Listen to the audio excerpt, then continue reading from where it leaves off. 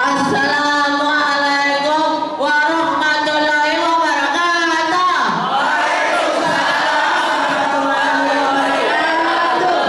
Kenalkan nama saya Muhammad Hasla Bila Mahirah, asal sekolah saya Negeri Padang Laut Utara.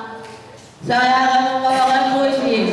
Ya, kami berbeda yang berjudul Karya Mulia Muslimah. Mata yang tidak bisa melihat, telinga tak bisa mendengar, mulut yang tak bisa berbicara, kaki yang tak bisa berlari. Namun bukan berarti kami harus berhenti. Bahkan barangkali kalian tertekan, idiot, cacat, bodoh, bahkan gila, layaknya manusia manusia di sana.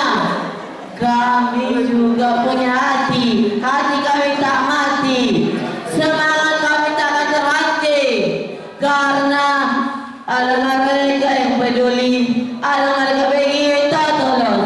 Ya, mereka tolong kami. Hai Bapak Ibu yang terhormat, pandang kami, dengarkan kami. Kami juga punya cita-cita, tapi kami tak tahu kemana arah kami, kemana kami akan melanjutkan hidup kami. Tak ada tempat menerima kami, rangkul kami. Ya Allah yang Maha Agung, tiada yang Kau ciptakan di dunia ini dengan segala keterbatasan kami.